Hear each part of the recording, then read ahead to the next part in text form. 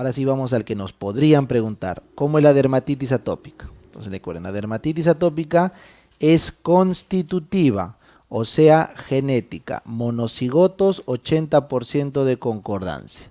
Si tú naces con eso, la clínica lo vas a hacer en el primer año de vida. En los primeros meses, la mitad de pacientes ya están enfermos. Y es un criterio diagnóstico que afecte a los niños menores de 5 años. No lo olviden. Doctor, ¿por qué está tan seguro que me podrían preguntar dermatitis atópica? Porque miren la prevalencia. Puede llegar hasta 1 de cada 5 niños. Súper prevalente. ¿Ya? ¿Cuál es la condición? La atopía. ¿Se acuerdan qué es la atopía? La condición genética que te predispone a rinitis alérgica, asma extrínseco, siempre pongan el apellido porque el asma intrínseco no tiene nada que ver, y dermatitis atópica. ¿Ya? Rinitis alérgica, asma extrínseco y dermatitis. Entonces, ¿cómo es la historia de un paciente con atopía? Es un niño o una niña que nace con dos problemas.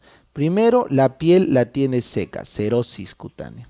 La piel seca se resquebraja. Entonces, miren, los alérgenos, los ácaros, las bacterias liberan antígenos y el antígeno, miren cómo se pasea y se mete hasta la dermis como si estaría en su casa. ¿Por qué? Porque la piel no es una buena barrera. Pero bueno, hasta ahí no hay problema porque un montón de gente tiene la piel seca y no pasa nada. Pero el segundo problema de estos chicos es que tienen un aumento de la respuesta inmunológica humoral TH2. O sea, sus células presentadoras de antígeno activan al TH1, lo llevan hacia TH2 siempre. Entonces el paciente aumenta la producción de IgE y eso aumenta eosinófilos, mastocitos y hacen que la enfermedad cronifique. ¿Ya? Entonces vean la historia, esta es una piel normal, estos son los antígenos, lo presenta y hace la primera reacción. Estas inmunoglobulinas E que se activan, se pegan ¿dónde? Al mastocito, y el mastocito ¿qué libera? Histamina. Por eso la clínica inicial de la dermatitis atópica es prurito, prurito marcado, y ahí el paciente se rasca. Pero como esto es crónico, porque lo tiene genético, entonces con el tiempo la piel tiene que engrosar, ¿no? Liquenifica, y con el tiempo cambia la respuesta. ¿Y cómo se llaman estas células que ahora asumen la reacción de hipersensibilidad pero crónica? ¿Cómo se llaman? Eosinófilos. Acuérdate, ¿eh? Es igualito que el asma. ¿Se acuerdan el asma cuál es la célula que se mantiene al final en la lesión crónica asmática? El eosinófilo, pues, ¿no? El que remodela todo el parénquima o toda la vía de la conducción bronquial, el eosinófilo. Entonces es lo mismo, ¿ya? Porque es el mismo espectro de enfermedad. Entonces, si ustedes se ubican ahí, claramente pueden sacar los criterios diagnósticos, ¿ya? Entonces, solo se diagnostica a una dermatitis atópica si cumple 3 de los 4 criterios mayores. Eso siempre, por favor, deben recordar, ¿ya? Y cumple 3 de los menores. Pero son tantos los criterios menores, en verdad son tantos que no creo que les pregunten. De verdad son demasiados. Acá les he puesto menos de la mitad. Mire, cerosis, elevación de IgE, edad precoz, keilitis, Denny Morgan, tiriasis alba, bueno, queratocono, bueno, un montón hay. Así que no les aconsejo que recuerden los menores porque son muchos. El residentado lo que les preguntó fue, ¿cuál de las siguientes no es un criterio mayor? Te ponían este, y había elevación de IgE. Ese no es, pues, ¿ya? Entonces, ¿cómo te acuerdas los criterios mayores? Primero, como es una enfermedad que se libera histamina, prurito, tiene que haber siempre, ¿ya? Luego, como es una enfermedad crónica, tiene una morfología y distribución característica de cada edad. En el recién nacido está presente en todo el cuerpo, todo, excepto el triángulo de Filatov y los genitales. Es la zona que respeta. El triángulo de Filatov y los genitales. ¿Se acuerdan la dermatitis seborreica, en cambio, en el lactante, dónde era? En el cuero cabelludo, pues, ¿no? Y la dermatitis seborreica del juvenil o adolescente en el triángulo de Filatov, lo contrario, ¿ya? Muy bien, después de que es recién nacido, cuando ya es un niño, suele afectar las zonas de flexuras,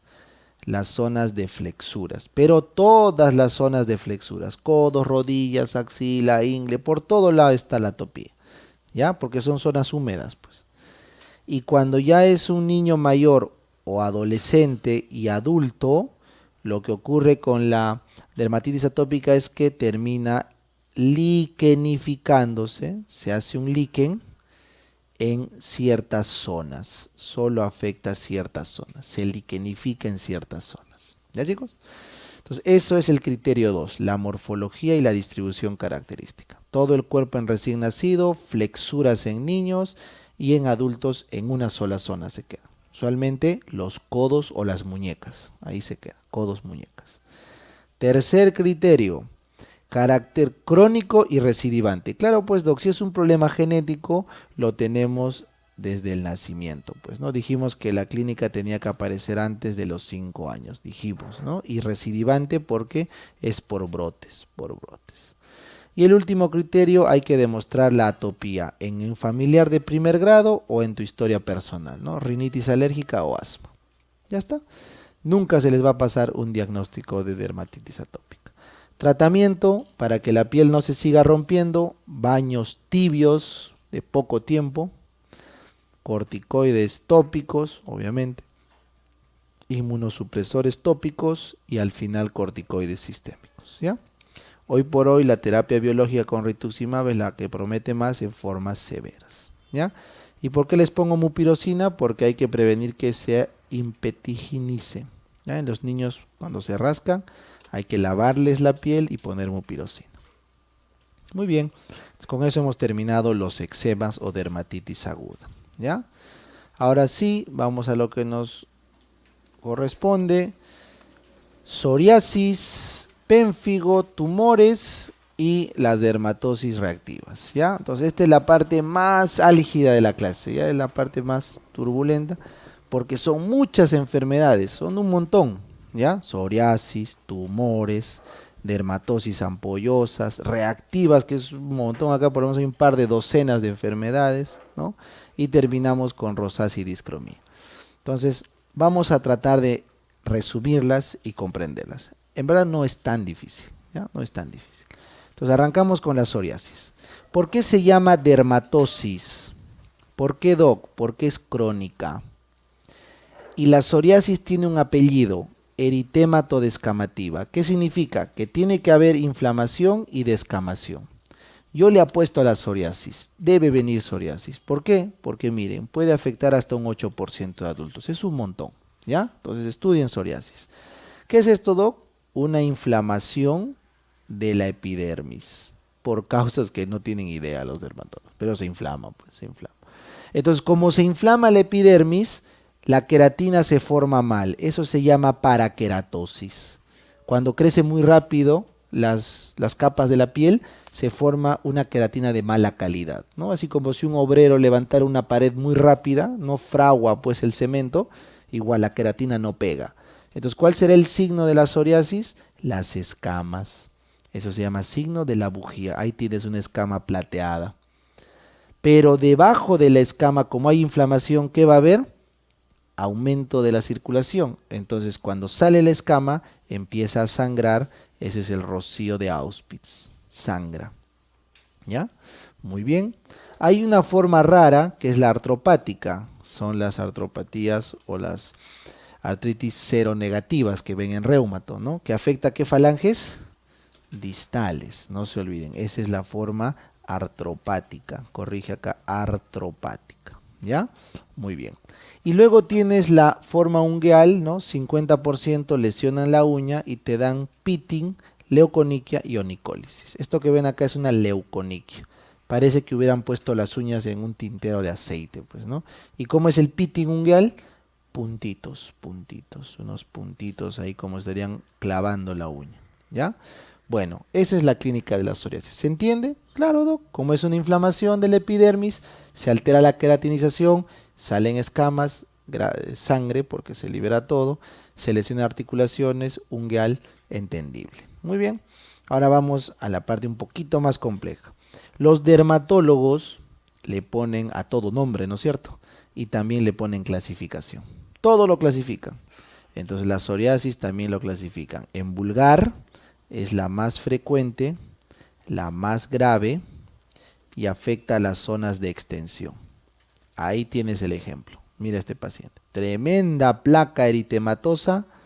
Acá hay una plaquita más chiquita. en zona de extensión. Es la más frecuente, la más grave, ¿ya?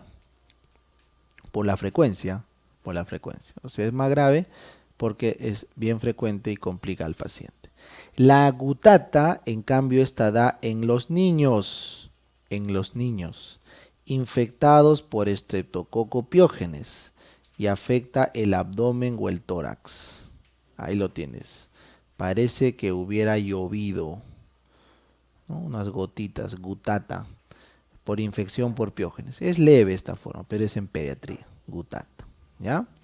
La eritrodérmica, esta es la peor de todas, pero es súper rara, por eso digo, la vulgar es frecuente y grave, porque esto es bien frecuente, pero la eritrodérmica puede ser letal, esta puede ser mortal. Suele afectar a las embarazadas, que empeora su psoriasis, ¿ya? Eritrodérmica. Esta eritrodérmica es la única que requiere esto: inmunosupresión, corticoides, fármacos biológicos, porque es muy severa, ¿ya? Muy severa. Muy bien. Y finalmente la artropática, ese es en reumatología, a esa se le da metotrexate, es la que va con metotrexate, la artropática, ¿ya? Pustulosa se llama así porque hay pus.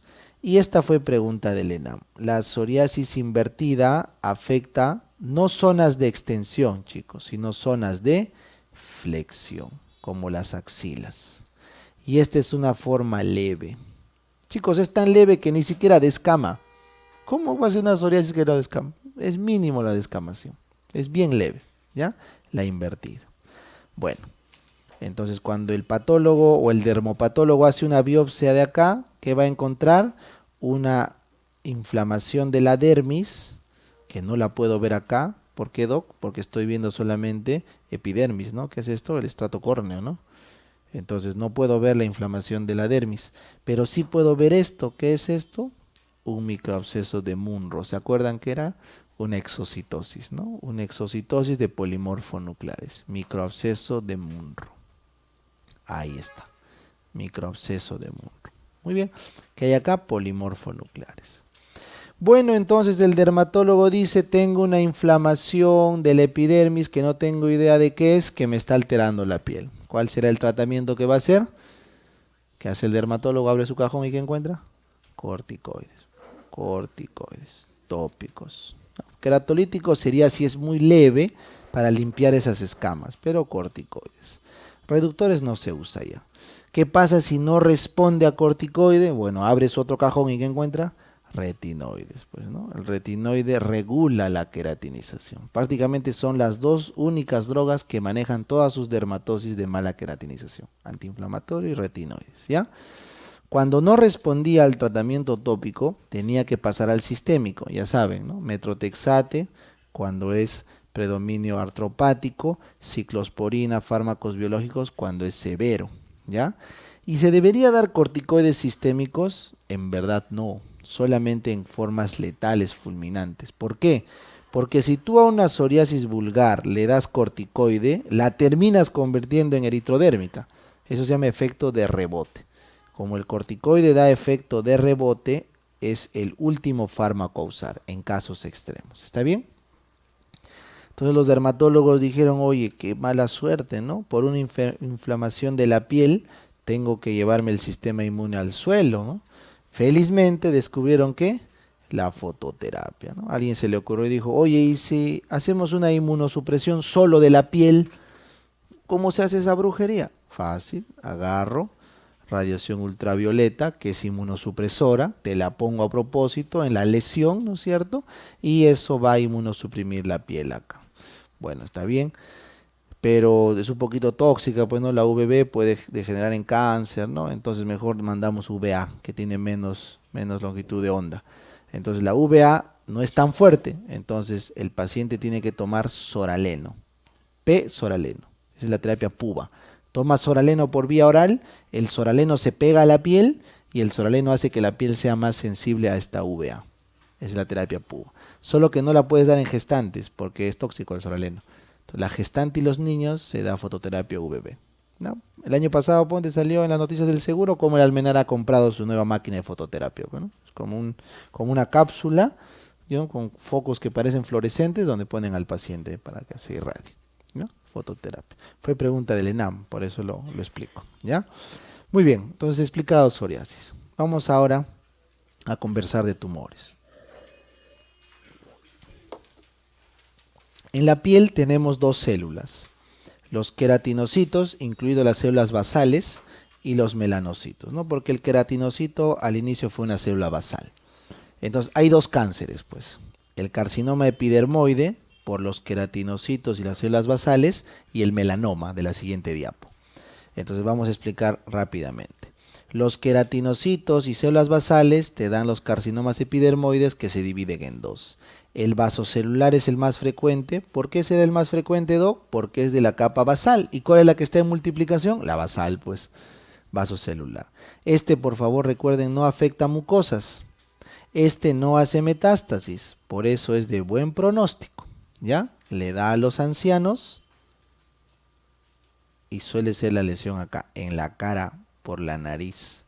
Eso se llama el famoso ulcus rodens. Ulcus rodens, ¿ya? Ese es el dato que deben recordar.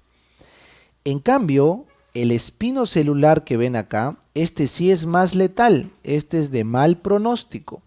Es más mortal, puede afectar las mucosas y semimucosas como el bermellón. Es raro que haga metástasis, pero las hace y se afecta o afecta sobre todo a jóvenes que están expuestos al sol. ¿Ya? Por ejemplo, campesinos, agricultores, deportistas, surfistas, policías, cualquiera que esté expuesto todo el día al sol. Entonces la lesión acá igual es una úlcera, ¿correcto? Pero en zonas fotoexpuestas con afectación mucosa. ¿Cuál es el datito que podría venir? Cuando toman una biopsia encuentran esto que ven acá. Se llama perlas córneas. Son acúmulos de queratina, las famosas perlas córneas. Ahí está. Ese dato les podría venir. Muy bien, sencillo entonces los cánceres de los queratinocitos. Sin embargo, el dermatólogo tiene una ventaja. Como lo que el dermatólogo estudia es la piel, y la piel se puede ver a simple vista, el dermatólogo puede ver el precáncer antes que éste aparezca. Entonces se han descrito 1, 2, 3, 4, 5, 6, 7 y por ahí 3 más, 10 precánceres cutáneos. 10, un montón. Entonces los pacientes con queratosis actínica, esta que ves acá, una placa queratósica, es un precáncer vasocelular o espinocelular. La radiodermitis crónica, la cicatriz de quemaduras, la xerodermia pigmentosum son precánceres. Raros, pero son. Condiloma nos han preguntado. El condiloma acuminado es por papiloma 16, ¿no es cierto? Este es también precáncer cutáneo. Condiloma acuminado. ¿Ya? Y en el residentado vino enfermedad de Bowen. ¿Qué es la enfermedad de Bowen? Esto que ven acá. Es un cáncer in situ. Un cáncer in situ que va a terminar siendo un espino celular probablemente. Esa es la enfermedad de Bowen. Bowen, ¿ya? Y ya que estamos hablando de Bowen, hablaremos un par más, pues, ¿no? La eritodisplasia de Queyrat. Eso es un precáncer en el glande. Queyrat es en el glande. Y en la mama, en el pezón de la mama, ¿cómo se llama esa enfermedad? Payet. Payet mamario. ¿Ya? Entonces, Queyrat en el glande, Payet mamario en la areola. Son precánceres cutáneos. Entonces ya van 3 nombres, ¿ah? Bowen, Queyrat y Payet. ¿Ya? El nebus sebáceo de Jadasson es un nebus congénito, ¿ya? En recién nacidos, que es precáncer también.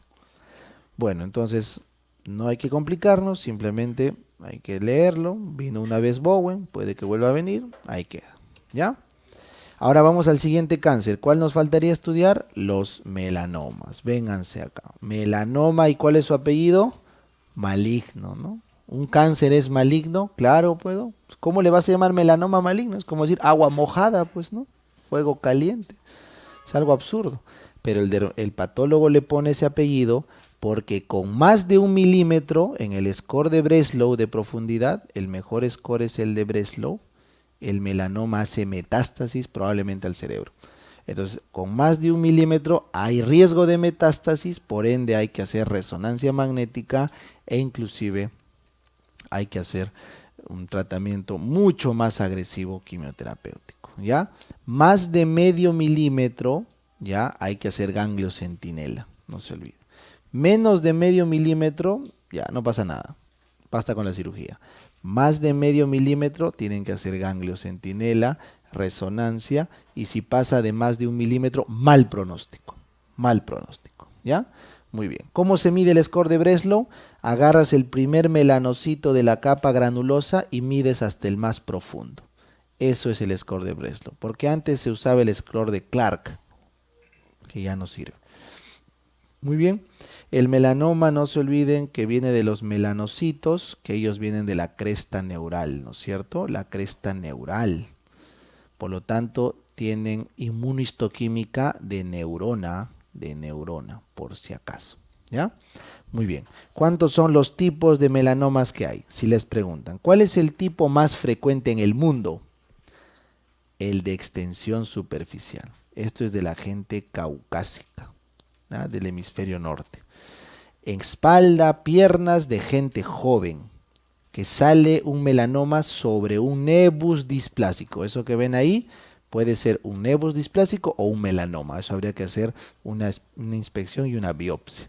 El único que puede decir que es un melanoma es un dermatólogo, ¿ya? Porque tiene que usar el dermoscopio, ver lesiones internas y decir hágase una biopsia.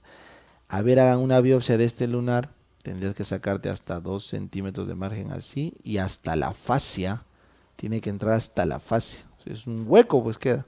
Así que solo el dermatólogo puede mandar la orden de biopsia, porque no puede sacar un pedazo, hay que sacar todo. Entonces lo que hacemos nosotros es el screening, pues, ¿no? El A, B, C, D, E, ¿no? Asimetría significa que si lo cortas en cualquier plano no sale igual. Bordes irregulares, color, más de un color, diámetro más de 6 milímetros, que es el borrador de un lápiz, pues, ¿no? El diámetro, o elevado, asimétrico, bordes, color, diámetro, elevado. Entonces, cuando encontramos un lunar que cumple cualquiera de estas características, eso es un nebus displásico probablemente. Hay que mandar al dermatólogo, ¿ya? Si te preguntan cuál es el más frecuente en el Perú, el acral, pues, ¿no? Es el más frecuente en Asia, en Latinoamérica, en el Perú. Palmas, plantas, lechos unguiales, mucosas, ese es el melanoma que nos afecta acá. Por eso si estamos en una campaña de descarte de melanoma, en verdad al paciente habría que desnudarlo completo, pues, ¿no? Habría que ver, hay lesiones interdigital en la planta, en el escroto, en los labios mayores, en el glande, ahí se busca el melanoma acral, ¿no? En la espalda, el pecho, ¿no? Eso es raro, eso es de los pacientes caucásicos, ¿ya? Por eso este es de mal pronóstico, porque el paciente se entera cuando ya está grande. Y si te preguntan cuál es el de peor pronóstico de todos, el nodular, porque es el que crece más en profundidad. El nodular crece más en profundidad, ¿ya? Peor pronóstico. Y el del anciano es el famoso léntigo maligno. Es el que crece en la cara, en zonas fotoexpuestas, sobre un léntigo solar, ¿no? Sobre un léntigo solar crece y se forma un léntigo maligno. ¿Ya, chicos? Muy bien. Eso es el breve resumen de tumores, ¿ya? Y ahora sí vamos a terminar nuestra clase con las dermatosis ampollosas y reactivas, ¿ya? Rápido. Entonces, ¿qué es una dermatosis ampollosa? Se llama así, Doc, porque lo que predominan son las ampollas. ¿Se acuerdan cuál era el signo para ver ampollas? Nikolsky. Eso demuestra la acantólisis. Entonces, si el Nikolsky es positivo, quiere decir que la ampolla es flácida, se rompe. Eso se llama pénfigo. Doctor, ¿y por qué se rompe la ampolla? Porque se destruye los desmosomas. ¿Y por qué se destruye los desmosomas? Porque tengo anticuerpos ¿contra qué? Contra la desmogleína, pues, cutánea o mucosa, ¿ya? Entonces, cuando el dermatólogo haga el diagnóstico, va a hacer una biopsia y va a encontrar lesiones dentro de la epidermis. Ahí lo pueden ver. Eso es la epidermis y acá se acumulan las inmunoglobulinas dentro de la epidermis. Por eso se rompe, ampolla flácida. Como ven, acá tienes también los tipos que ya no lo voy a comentar. El pénfigo más frecuente es el vulgar.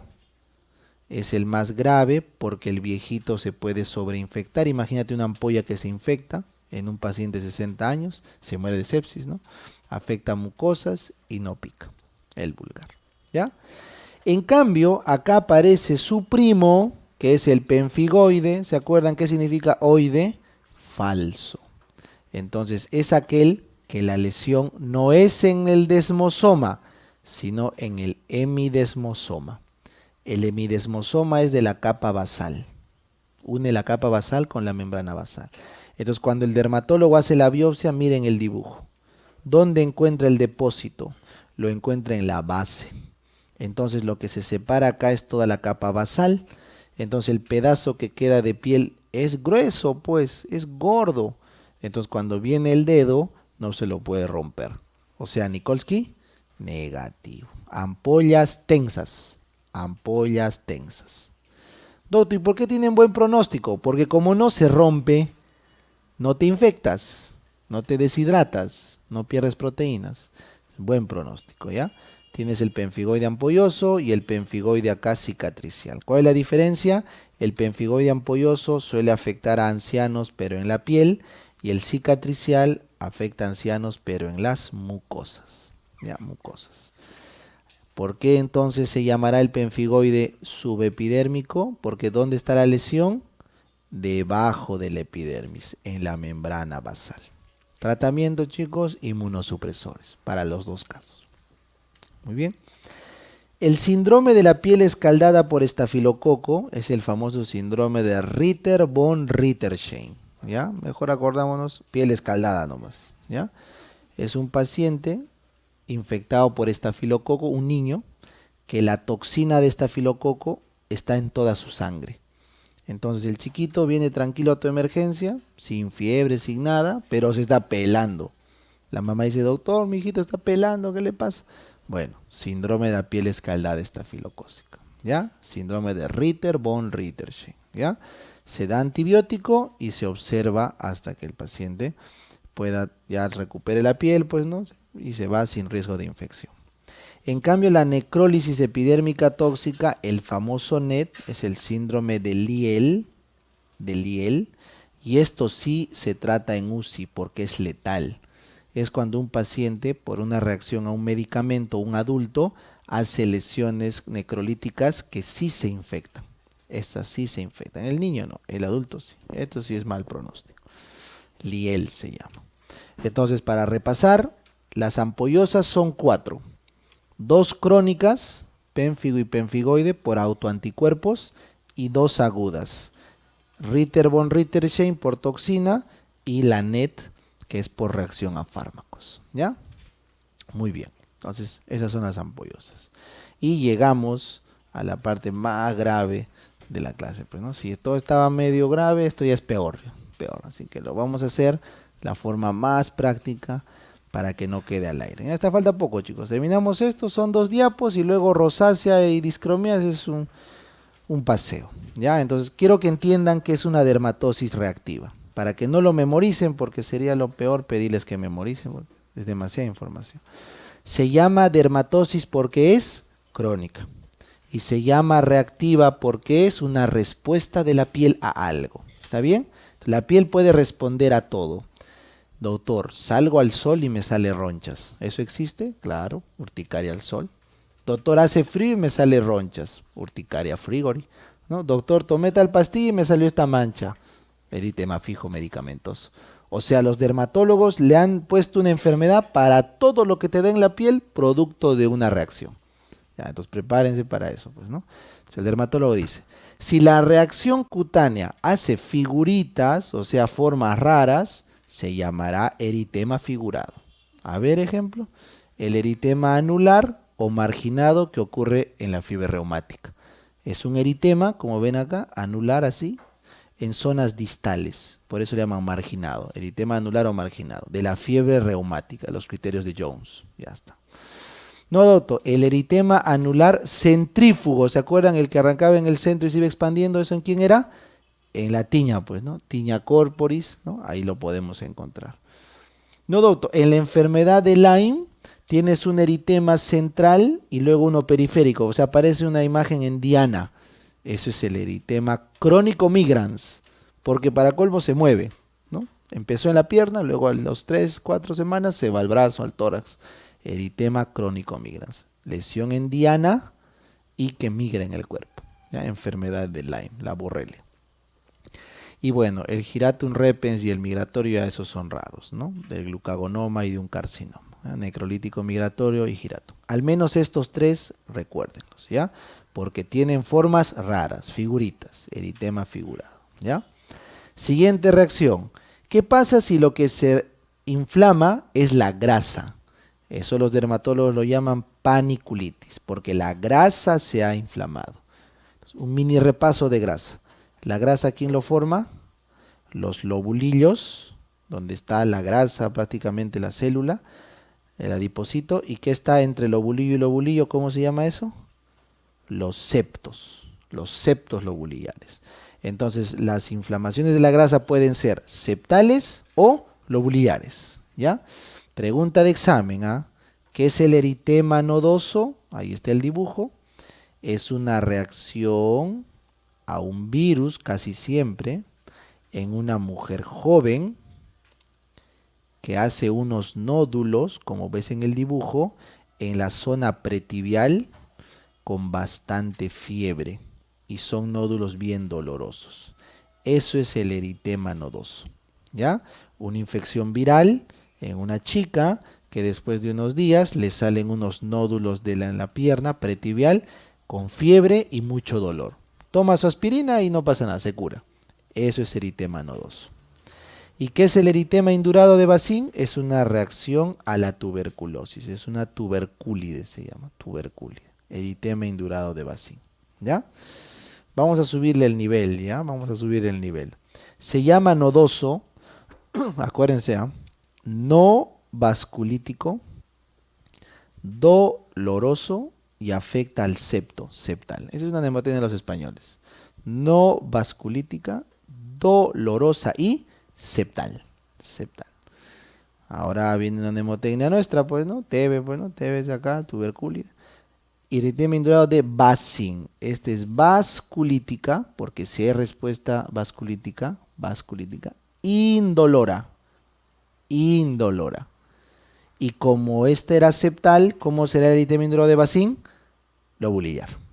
¿Ya? Entonces, el máximo resumen de las paniculitis. El eritema nodoso y Bacin, suficiente, no hay más. Hay algunas más, pero ya creo que con esto es suficiente. Paniculitis, ¿ya? Vamos a la siguiente. Doctor, ¿qué ha pasado? Me tomé una pastilla que compré ahí en el Capón y mire lo que me ha salido.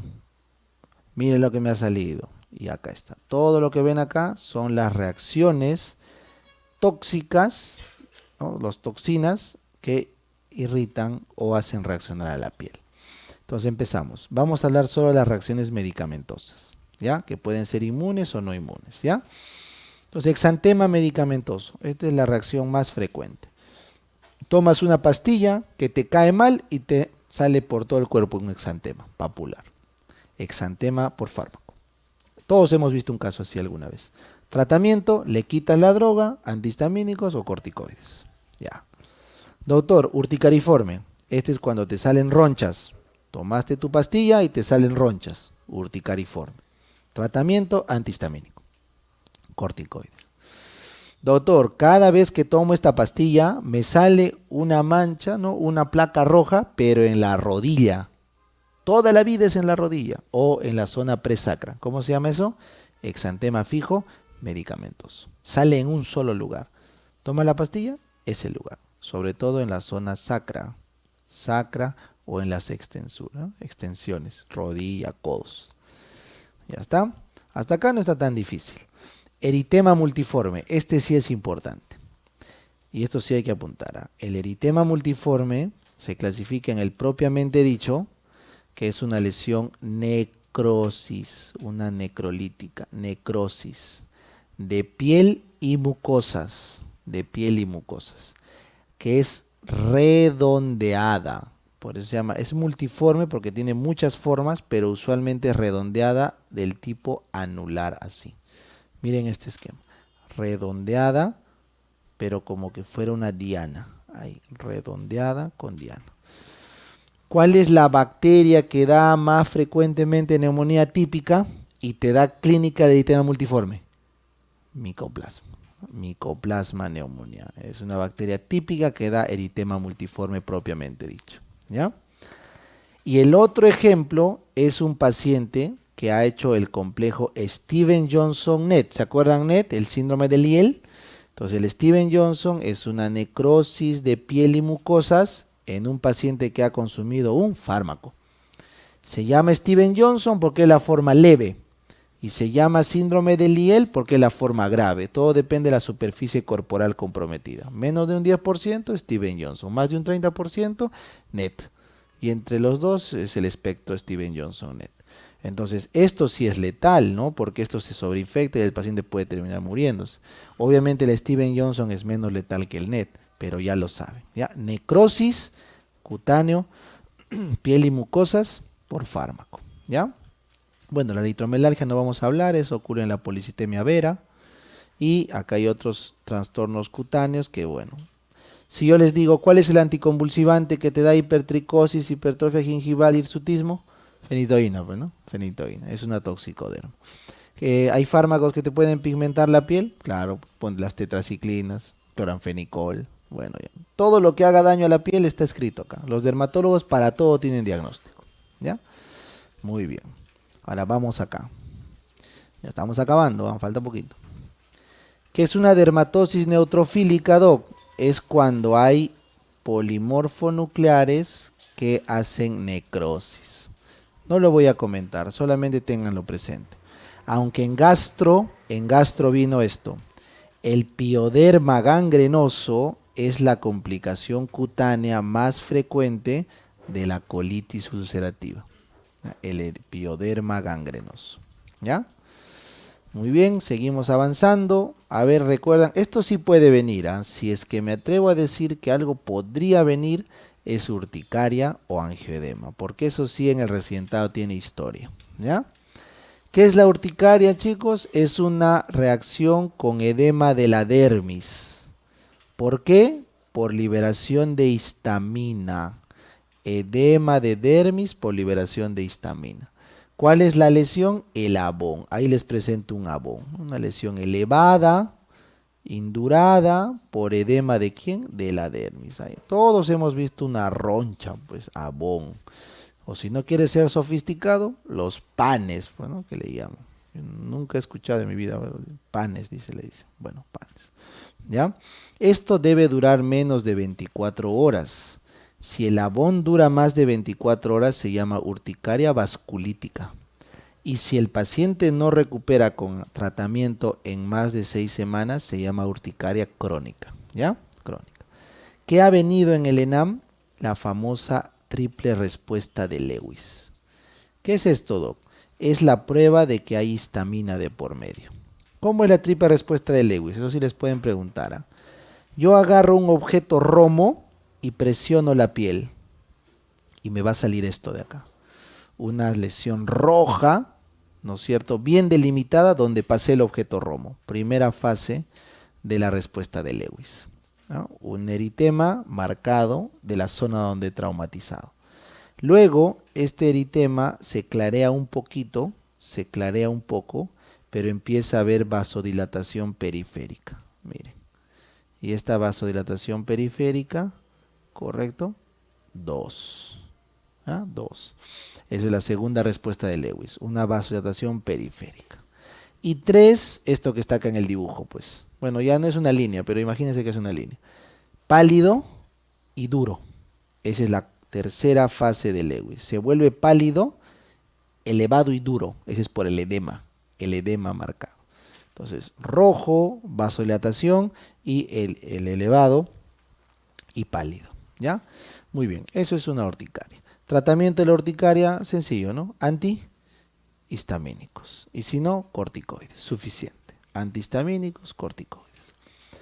Pero hay un grupo de pacientes que tienen la mala suerte de que su urticaria tiene una expresión grave que se llama angioedema. Porque el edema de la dermis subcutáneo afecta también mucosas. La urticaria no afecta mucosas, el angioedema sí. La urticaria duraba menos de 24 horas, el angioedema más de 24.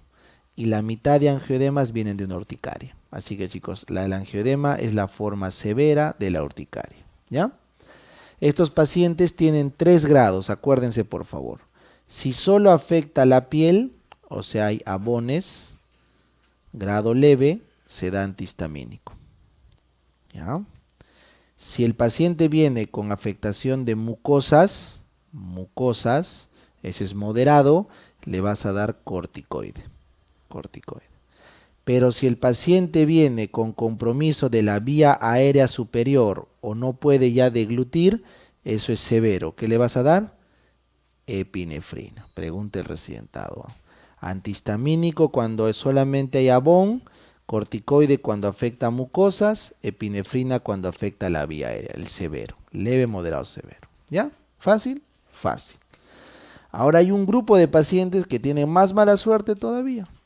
Tienen un déficit familiar de una estearasa del complemento. Es una enzima que evita que el complemento se active. No la tienen. Imagínate que tú vivas y tu complemento se active de la nada, tu sistema de complemento. Entonces, ¿qué te va a dar? Angioedema neurótico. El angioedema neurótico es una enfermedad donde no hay estearasa el complemento y el paciente termina haciendo compromisos de la vía aérea superior recurrentes. ¿Cómo controlo a largo plazo? Esta pregunta se lleva a casi toda la clase. El tratamiento crónico es con danazol o antidepresivos tricíclicos. Se ha visto que el danazol, los antidepresivos tricíclicos, estabilizan al mastocito. ¿Ya? Tratamiento crónico del angioedema neurótico, danazol, antidepresivos tricíclicos. ¿Ya está? Muy bien. Y terminamos nuestra clase. Vamos a acabar acá ya lo rosácea y el otro lo subimos, no se preocupen. Ya es tarde. Vamos a terminar con las fotodermatosis y la dermatosis por frío, para entenderlas bien y con eso terminamos las reactivas. Chicos, ¿el sol hace daño a la piel? Claro, pues. ¿Y el frío hace daño a la piel? Claro. ¿Ya? Entonces, ¿cuál es el daño que hace el sol? La foto o el fototrauma. Los rayos ultravioleta B, ultravioleta A e infrarrojo lesionan la piel, ¿ya? ¿Cuál es el que nos da calor? ¿Cuál de estos 3 rayos nos da calor? El infrarrojo, es el que quema. Pero ¿cuál es el que nos da inflamación, destrucción y riesgo de cáncer? El UV. Más grave es el UVB que el UVA. Acuérdense, el UVB es el que se asocia al bronceado o a las quemaduras solares graves y a la reacción inmunosupresora. En cambio el UVA tiene que ver con el envejecimiento. Lo que nos arrugamos es por el UVA. Por eso la nemotenia me acordaba. VB con B de bikini, porque es el que afecta en la playa, pues, ¿no? Y el VA con A de anciano, porque es lo que nos envejece. ¿Ya? No se olviden. De esto nos protegemos. Hace unos minutos les expliqué las reacciones fototóxicas y fotoalérgicas, ya no voy a repetir. Las erupciones solares polimorfas o urticaria solar son reacciones idiopáticas al sol. A ver, les pongo un ejemplo. Miren, esta señora viene a tu emergencia, a tu consulta y te dice, doctor, cada vez que salgo al sol, mira lo que me sale. Ah, señora, seguro se ha quemado. No, doctor, ni 5 minutos estoy y miren, me sale estas pápulas coalescentes, ¿no? Eritematosas. Eso es una erupción solar polimorfa. Miren claramente cómo es zona expuesta al sol. Y si le salen abones, se llama urticaria solar. O sea, literalmente es alérgica al sol, ¿no? Urticaria solar. Y las dermatosis precipitadas por la luz solar, por ejemplo, la rosácea, la psoriasis, el lupus, empeoran con el sol. ¿Ya? Bueno, y terminamos nuestra clase con las dermatosis por frío. El frío puede lesionar la piel y congela por esta es pregunta de trauma, microinfartos vasculares. ¿Por qué el congelamiento necrosa los tejidos? Porque genera microinfartos en la vasculatura terminal, ¿ya? Literalmente se amputan las extremidades por congelación. Y las criodermatosis son, acá no hay mucho en Perú, porque acá no tenemos temperaturas extremas, ¿no? Ponte en Canadá, su invierno puede llegar a menos 20, menos 30. Entonces las criodermatosis en esos países son la perniosis, miren acá, La perniosis es un eritema doloroso con edema de las zonas distales expuestas al frío. Se pone rojo, duele, se hincha, perniosis. La acrocianosis, pues pregunta de examen del ENAM, ¿no es cierto? Es cuando se vuelve cianótico, ¿qué? Las partes distales y los labios también, ¿no? Dedos, labios, acrocianosis, por frío, por frío.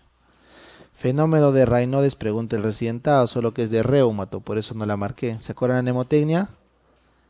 PCR. Palidez, cianosis, rubicundez. PCR, ese es los pasos del fenómeno de Raynaud. El livedo reticularis es cuando aumenta la reticularidad de las venas, cuando hace frío. Y la crioglobulinemia es cuando se activan anticuerpos a ciertas temperaturas que dan fenómenos vasculíticos. Y la urticaria frigori, como su nombre lo dice, es me da una roncha por el frío. Eres alérgico al frío. ¿Ya? Muy bien, chicos. Entonces, bueno, hemos terminado. Ya no lo vamos a hacer más largo. Es bastante. Solamente son 10 minutos más de clase que se los voy a subir de rosácea y discromia. ¿Ya? Estamos bien tarde, vamos a descansar. ¿Ya? Eso lo voy a subir hoy día mismo, porque sí, tomó 10 minutos más en la mañana. Bueno, ahí que nos quedamos.